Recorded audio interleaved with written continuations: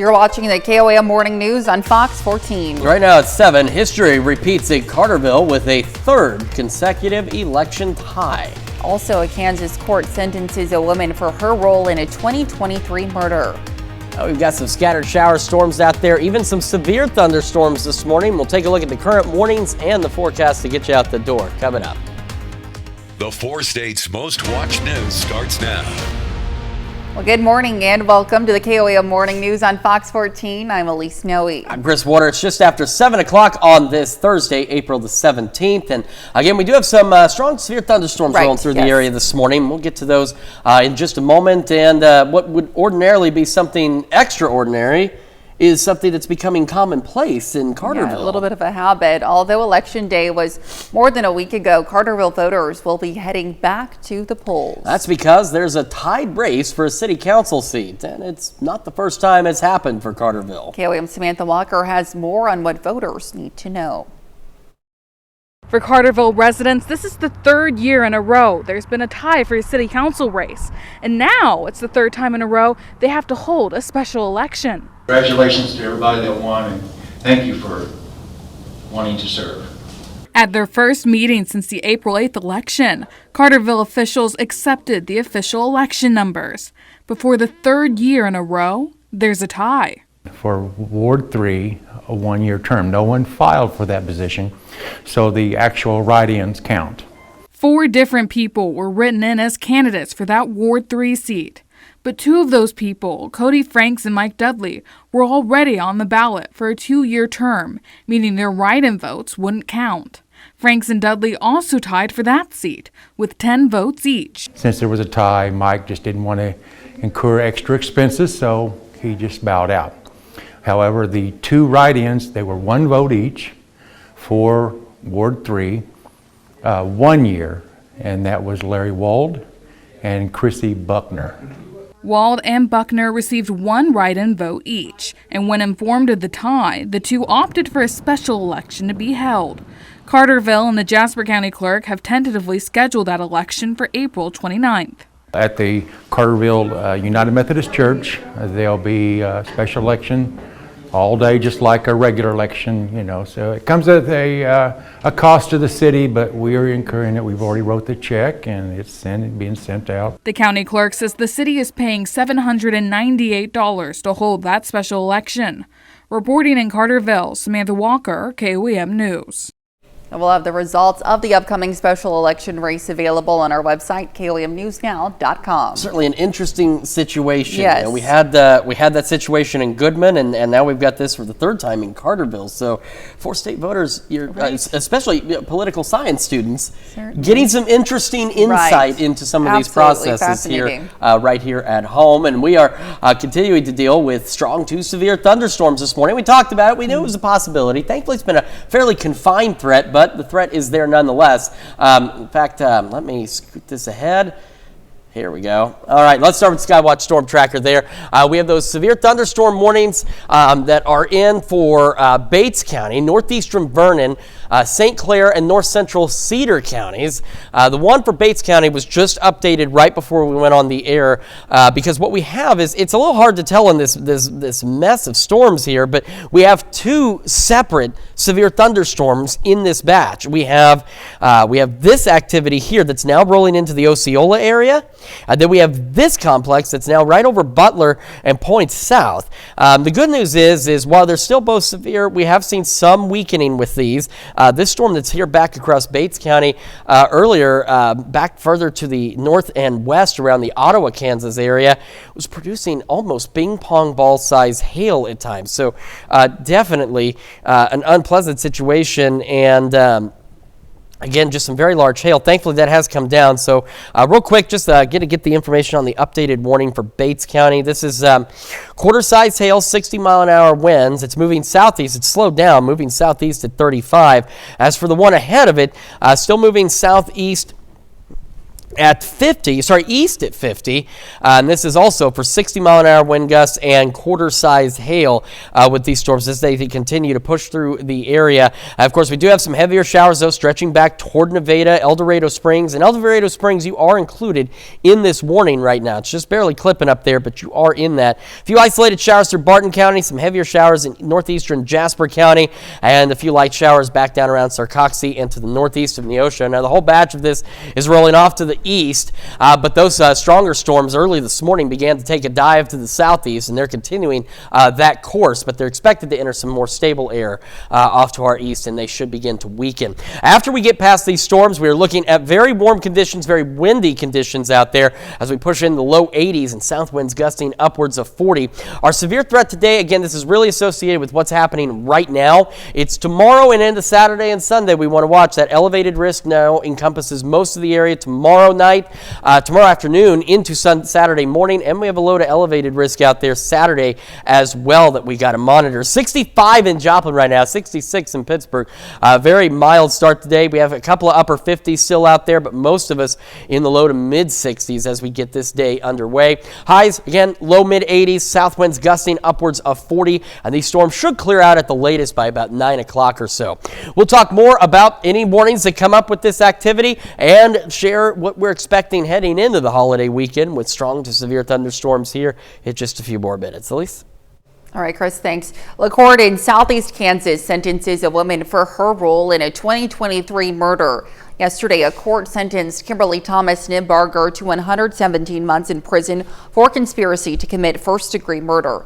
Nibbarger took a plea deal for 10 years for conspiracy to commit first-degree murder and obstruction. The court also sentenced her to 8 months for obstruction.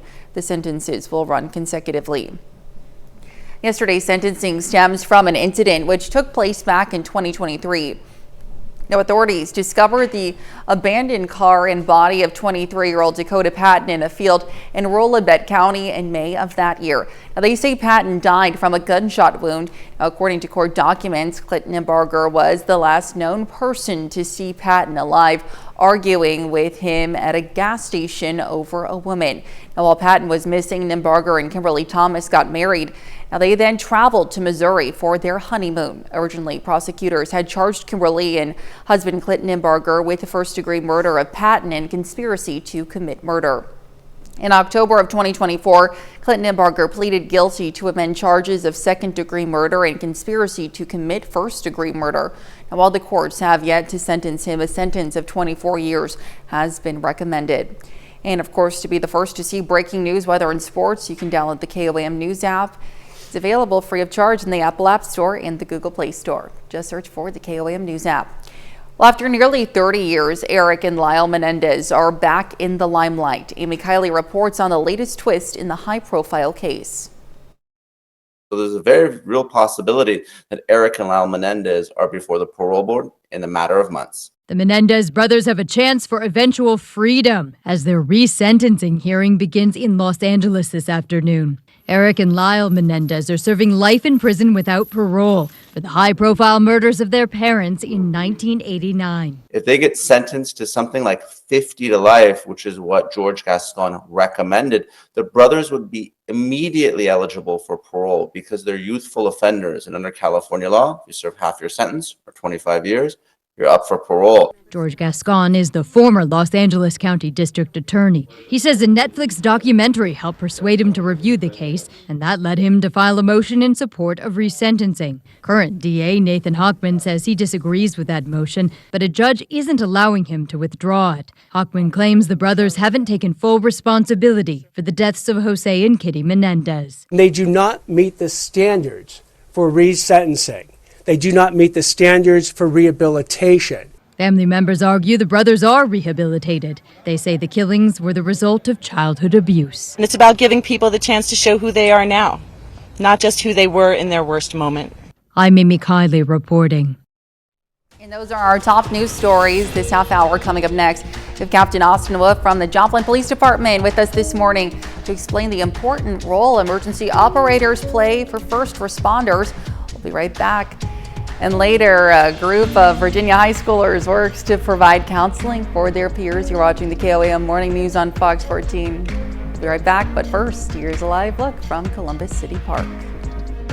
Well, there are the first point of contact between the public and first responders, and you play an important role in gathering and relaying critical information. Now, of course, we're talking about emergency or 911 operators. Now, we have Captain Austin Wolf from the Joplin Police Department with us this morning to explain why emergency operators are needed and are so vital for our safety. Good morning and welcome to you. Happy to have you with us. So for those who might, have a general idea of what 911 operators does, emergency operators, talk to me about the role that they play and why it's so critical. Dispatchers are a critical role in the emergency services process. They are what we often refer to as our first responders, because they're the first ones that pick up the phone when somebody's having a crisis. And their job is extremely crucial because they gather all the necessary information and then they get it out to the responders that are physically responding to those locations. Absolutely. So talk to me a little bit about, the role between the emergency operators and law enforcement responding to those. How critical is it to have an important communicator and someone who's able to gather knowledge from individuals in crisis? As responders, we're only as good as the information that we have when we're responding. Yes. So whenever the 911 call comes in, the dispatchers will obtain that information and then get it out to the responders. And so it's very, very crucial on how we respond, what equipment we need, what agencies need to respond. Absolutely. It's Emergency Telecommunications Week, for Communicators Week, rather, for celebrating these emergency responders. So really highlighting the qualities that make these people so special. Can you talk to me about some of those qualities and if people might be interested in seeking a career in this as well? Well, as critical as the role is, it is the qualities that a dispatcher has. They're endless. They're multitasking. They're answering 911 calls. They're able to process a call. They're able to think through a critical situation, and at the same time, able to get that information out to the responders. So being able to critically think, being able to multitask, and to work somebody through a critical incident until responders get there is absolutely crucial. And if people are interested, is there any information resources that you all have at JPD? Absolutely. Number one, give us a call if you're interested. Yes. We can walk you through it. You can call the Joplin Police Department at any time. You can get on our city website, put in an application, and we'll be in touch with you. We've got several opportunities that are available in dispatch right now, and we would welcome anybody to apply. Fantastic. Well, it's an important role. Thank you for filling us in a little bit more on that. We'll see you next time. Have a great rest of your day. Welcome back to the KOM Morning News. 7:17 now on this Thursday morning. We still have some severe thunderstorms rolling through the area. We have severe thunderstorm warnings for Bates County, northeastern Vernon, St. Clair, and north central Cedar County. Now, some good news is, again, we've had two separate storms. A little difficult to see them here, but we've had actually two separate severe storms here. We've had the one here that's on the leading edge, going from Osceola to the east of El Dorado Springs and to the north of Stockton here. And then we've had this thunderstorm back behind in Bates County, now entering parts of northern and northeastern Vernon County.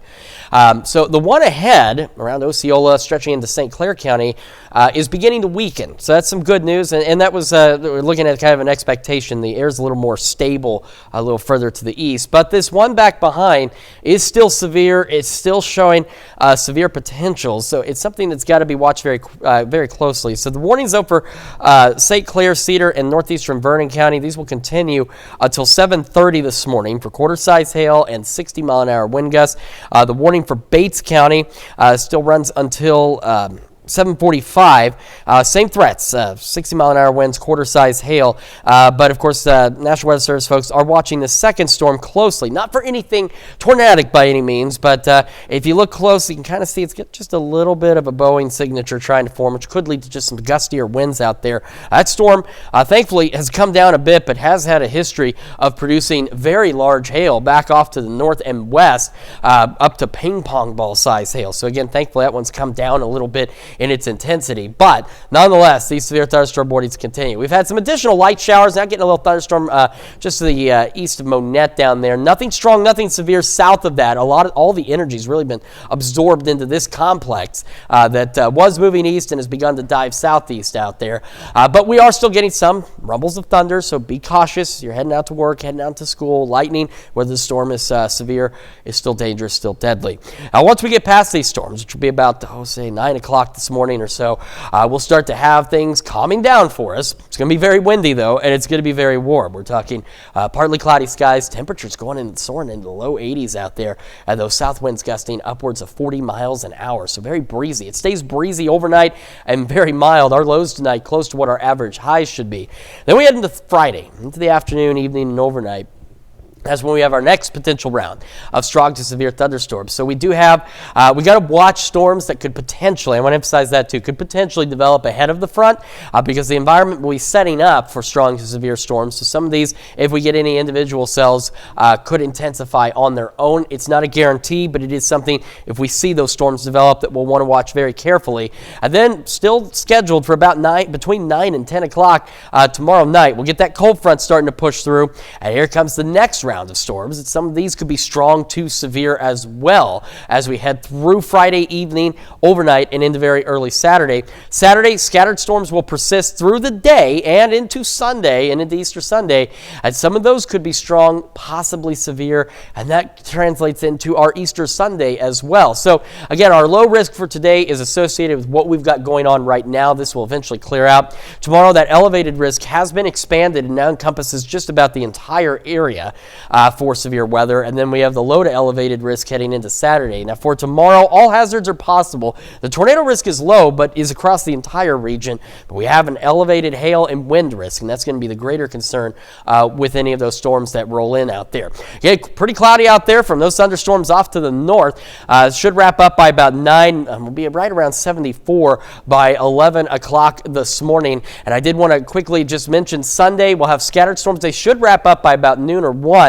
But we have that possible risk for severe weather. It's just getting close. It's what happened with our Saturday is we had the possible, and then we got that low risk that was put on just outside of that. So I'd say it's a distinct possibility for Sunday as well, which is why we want to continue to monitor the weather situation heading in to the Easter weekend. All right, upper 70s, low 80s tomorrow, 60s, a little cooler heading into Easter. And then Monday, we get a break. It's nice, it's seasonable, it's decent, and then our unsettled weather will continue as we roll through the next work week. Let's check your forecast. We're going to be back with more of the KOAM Morning News right after this.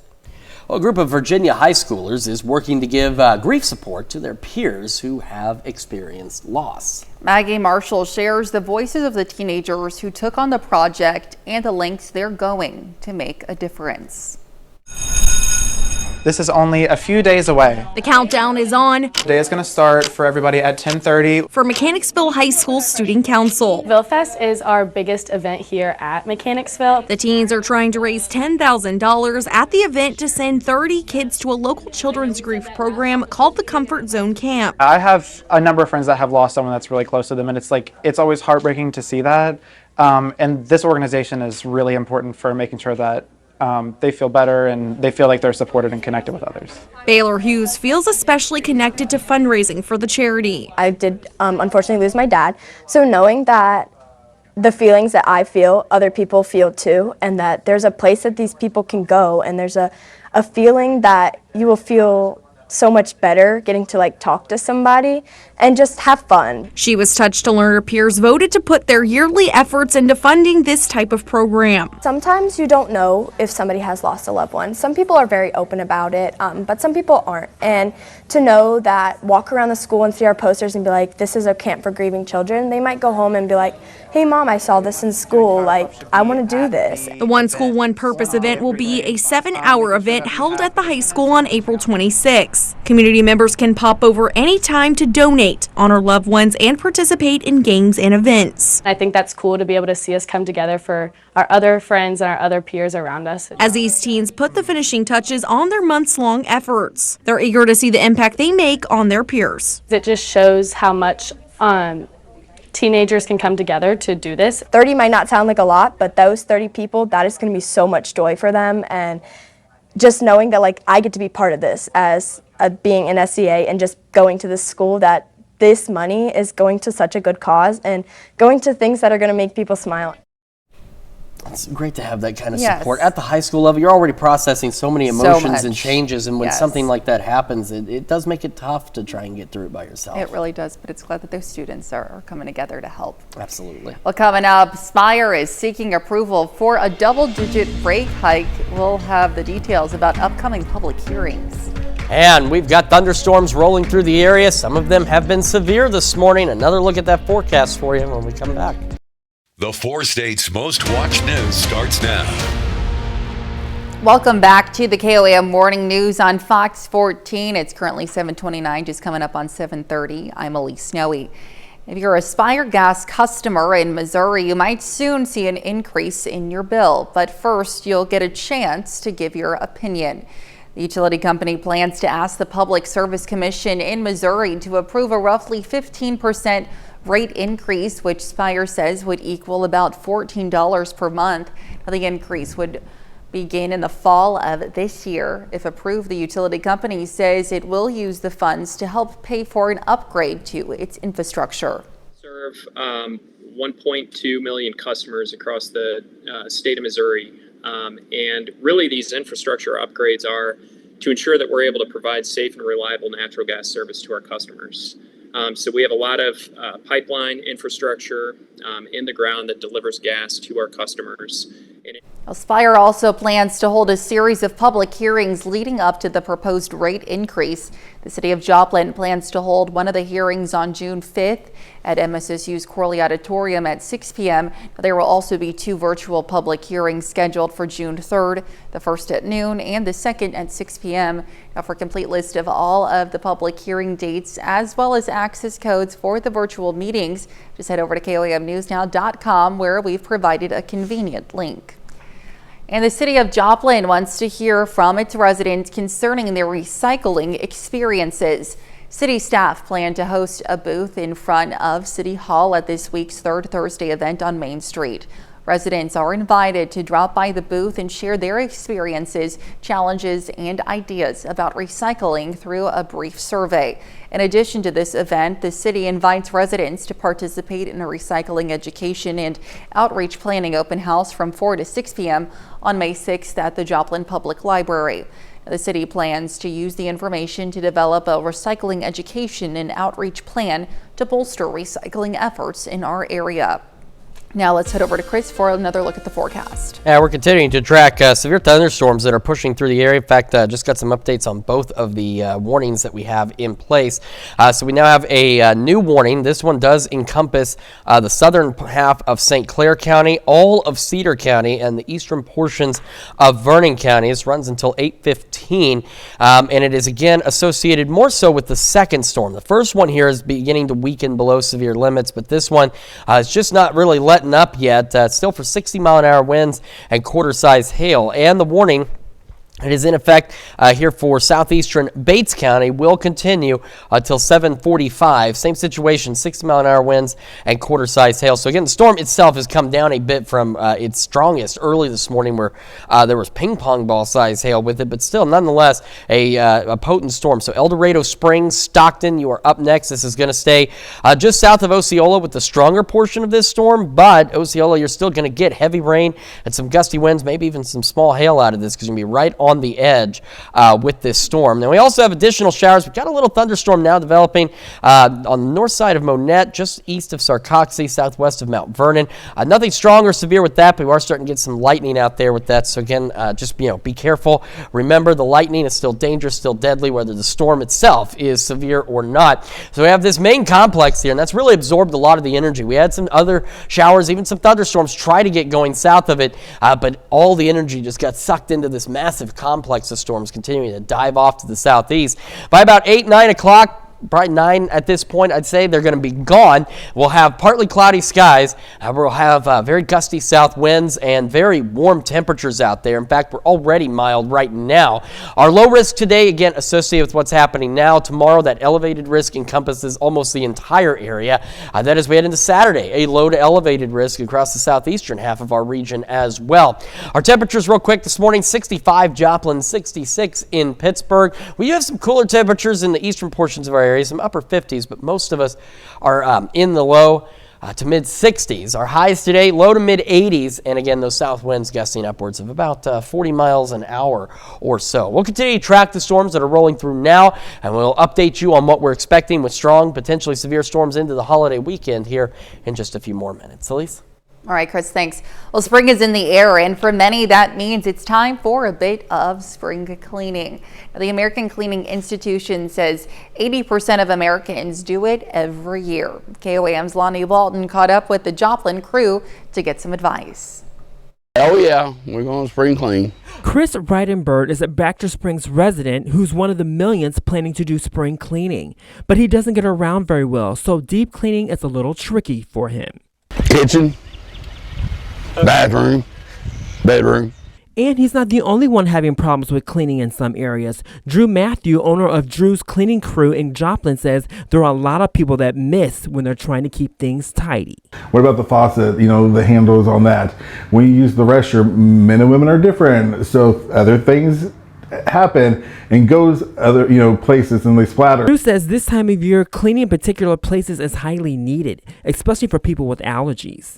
Put an extra time on the counters and are vacuuming your furniture, maybe cleaning your curtains and even your bedding. Drew says if you don't want to spend all day cleaning, just keep it up. Keep it a frequent cleaning and you add 1 to 3 things extra per cleaning. If you clean once a week, then you're pretty much going to have a deep clean house at the end of the month. And for those looking to go a little more natural, vinegar and a touch of soap, and then put your own essential oils that you prefer, lavender, lemon, peppermint, and it will clean and disinfect as much as a store-bought item. It says outside of a clean house, he can't wait to see what ends up in those garage sales.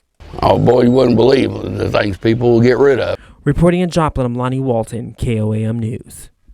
And for those who suffer allergies, Drew recommends changing HVACs and air purifiers monthly. Now to look at our top news stories coming up this half hour on the KOAM Morning News. Well, love is in the air, literally, for one pilot. We'll take a look. We'll be right back. But first, here's a live look from the Columbus City Park. In Consumer Watch this morning, while people were buying more last month to get ahead of tariff increases, retail sales rose 1.4% in March, a big improvement from February when winter storms impacted shopping. Economists expected shoppers to stock up on things they needed last month to avoid price increases from tariffs. Also, tax refunds were coming in last month. The IRS says the average refund this year is 3.5% higher than last year. And married couples who also face the burdens of student loans may catch a break on their monthly payment size. In a court filing yesterday, the DOE says it expects that loan payers using income-driven plans will be able to count their spouse as family, even if they're married and filing separately or are separated and filing separately. About 42 million people have student loans of some kind as of the fourth quarter of 2024. Fed Chairman Jerome Powell predicting higher inflation and slower growth in the face of market uncertainty around the White House's tariff strategy. Now it comes as the administration says it's getting closer to signing new trade deals. Fox News correspondent Connor Hansen reports. As that great Chicagoan Ferris Bueller once noted, life moves pretty fast. During a speech in Chicago, Jerome Powell said the Federal Reserve is preparing for more rapid change in the midst of higher than expected tariffs. Unemployment is likely to go up as the economy slows in all likelihood, and inflation is likely to go up as tariffs find their way. Markets took a dip following the speech. Powell says he does not expect an immediate rate cut to calm investors, instead taking a wait-and-see approach. Markets are struggling with a lot of uncertainty, and that means volatility. There was an increase in retail sales in March, but some economists attribute that to people panic buying ahead of expected price increases. Goods like cars and electronics could be hit the hardest. I think prices on all of those things that we import are going to be going up, at least for the very, foreseeable future. While the White House is defending its policy, saying it is already beginning to work out new trade deals, opposition is mounting. California becoming the first state to sue the Trump administration over the tariffs. Almonds you see around us, export dependent. Pistachios, export dependent. Dairy, export dependent. No state is poised to lose more than the state of California. President Trump says he met with the Japanese delegation visiting Washington to work out a deal. Details are limited, but Trump says there has been, quote, big progress. In New York, Connor Hansen, Fox News. And those are our top consumer stories. Let's take a look at the market prices before the opening bell. Welcome back to the KOM Morning News. It's 7:44 now on this Thursday morning. We're starting with this live MoDOT camera at Park and Highway 54 in El Dorado Springs. The core of this severe storm that we've been tracking is rolling through the El Dorado Springs area right now. Of course, having a little playback problems here and there, but you can see how dark the skies are, the heavy rain that's falling. We're getting a tremendous amount of lightning with that storm as well. All right, so here in approximately 20 seconds, the severe thunderstorm warning for southeastern Bates County will be allowed to expire, but we are continuing to track this storm that's now into southern St. Clair County. This warning includes all of Cedar County, which does include Stockton, and then the eastern portions of Vernon County until 8:15 this morning. You can see this is a fairly large storm. We did have two storms. The first one is now weakened below severe limits, but this one just not wanting to let go out there as it continues to push off to the south and to the east at approximately 55 miles an hour. I'm making sure it's the latest information. Yeah, still moving southeast at 55. So we'll continue to track this as it rolls through the area. We've had some other showers, and we had some rumbles of thunder. Now just some heavier rain from Mount Vernon to Aurora in parts of Lawrence County.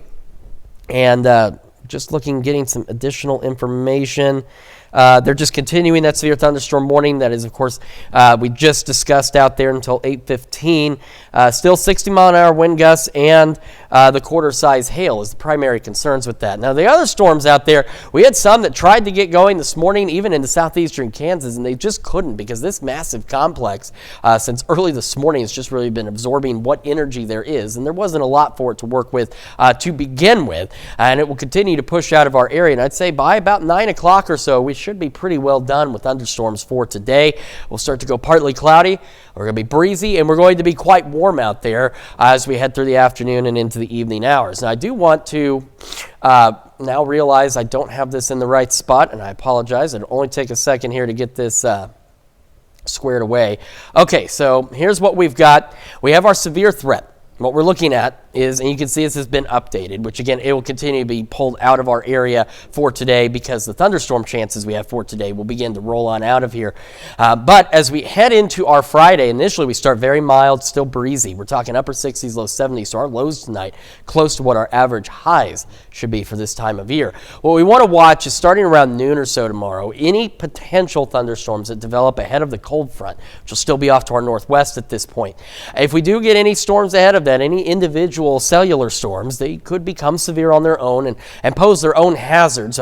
It's not a guarantee that we'll see storms ahead of the front. It's not even a guarantee we'll see a lot. There may only be one or two, but we want to keep a close eye on that because then once we get to the front, about 9, 10 o'clock, still looking at that timing. Here's that boundary. And here comes our round of the more organized, strong to severe thunderstorm threat as we go late Friday evening into the overnight and into our Saturday as well.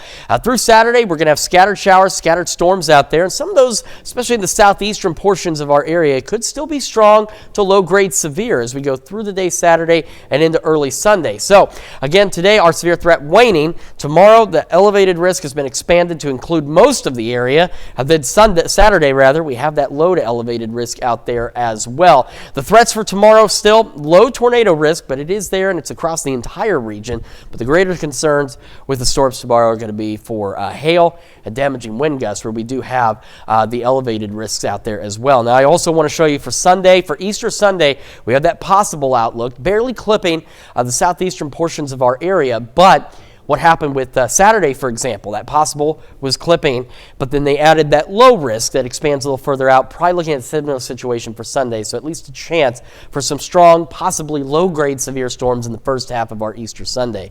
So storms again tomorrow night into Saturday, and then we'll see them Saturday night into the first half of Easter. So if you got any morning plans for Easter, you either want to move them inside or consider moving them to the afternoon when we start to clear out, but it is going to be chilly by the afternoon on Sunday. Monday looks pretty good. We clear out for a moment and then more unsettled weather as we roll through the next work week.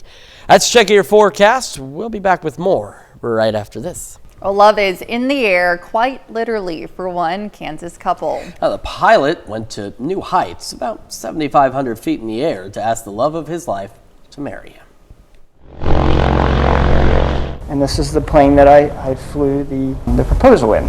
But this wasn't your typical in-the-sky engagement, if something like that even exists. Instead of popping the question mid-flight, Terry Williamson mapped out a 5-word proposal using GPS, visible only from above, or for his new fiancée Taylor through flight radar. I always view the flight radar just to safety mainly, just to kind of see where he's going, how fast he's going, elevation, things like that. I was pretty surprised. It was unexpected, and I mean, like I said, I didn't know that it was going to happen. It's pretty unexpected. Terry and Taylor have been together for 2 years, sharing a love for gardening, animals, and, of course, flying. While at work, she tracked his flight, and on the screen, the flight path wrote out, "Will you marry me, Taylor?" And most people do 1 or 2 words, and he did 5. So that's a feat, especially in a plane like this. After about the middle of the second word, I found out why they only do 2 words. It's, I felt like I was going to get sick. There was a lot of G's, a lot of turns, and it was very strenuous. It was really rough, but definitely worth it. Roughly an hour and 45 minutes of loops, turns, and turbulence later, Terry landed and got the answer he was looking for. But of course, I did say yes. There's no wedding date yet, but after one unforgettable flight path, their journey has already reached new heights. Very sweet. Very sweet indeed. Quick reminder, we saw that severe thunderstorm warning for southern St. Clair County and for Cedar County out there. Eastern Vernon County has been removed. It's with that storm complex. We also have a little thunderstorm now that's to the northeast of Monette in the parts of Lawrence County rolling through and stretching back to the north. These storms will continue to exit the area through about 9 o'clock, and then we're going to be warm and breezy into the afternoon. Well, another look at your forecast and news you need to know right after this. Well, here's a check of today's top headlines, the news you need to know before you head out the door. A Kansas court sentences Kimberly Thomas Nimbarger for her role in a 2023 murder. Yesterday, a court sentenced Thomas Nimbarger to 117 months in prison for her conspiracy to commit first-degree murder. The court also sentenced her to 8 months for obstruction. Nimbarger took a plea deal for 10 years for conspiracy to commit first-degree murder and obstruction. Election season isn't over for Carterville residents. At Tuesday night's City Council meeting, Carterville officials accepted election results from April 8th. A special election will be held April 29th to determine the winner of a 1-year term that write-in candidates Crystal Buckner and Larry Wald tied for with 1 vote each. This is the 3rd year in a row for Carterville has had a tie for a City Council race. All right, a quick recap is what we've got going on. We have thunderstorms the eastern half of our area. Severe thunderstorm warning southern St. Clair County and all of Cedar County continues through 8:15 for quarter-size hail, 60-mile-an-hour wind gusts. Thankfully, it's the only severe thunderstorm warning that we do have in our area. We do have some additional thunderstorms, though, around Greenfield, down toward Miller, and to the south and east of Mount Vernon. Again, nothing severe with that activity, thankfully, but still, that lightning out there, you want to be cautious because the lightning, still dangerous, still deadly, whether the storm is severe or not. By this afternoon, we clear out, south winds gusting to about 40. Temperatures low to mid 80s out there, and then we're watching additional strong to severe thunderstorm chances tomorrow afternoon through the overnight into Saturday, and some strong storms possible as we head into Saturday and into Easter Sunday. So just again, keep the Skywatch weather app handy. Make sure you've got a way to receive weather alerts just in case for the holiday weekend. Absolutely, very important. Well, in the corner of northern Croatia, eggs aren't painted bright colors, they're dyed black. Now, in most places, Easter eggs are a symbol of new life, painted in reds, blues, and golds. But here, it's all about deep black shells with the delicate, colorful flowers. Now, the craft dates back to the 1800s and uses the batik technique. Wax is applied with a handmade copper tool. The egg is dyed black, and the wax is removed to reveal the pattern. Certainly a unique way to handle those Easter eggs. Yes. Of course, we are again going to see these storms clear out in the next hour or so. Just warm and windy today. We'll be back with more news and weather today at noon. Have a great rest of your morning.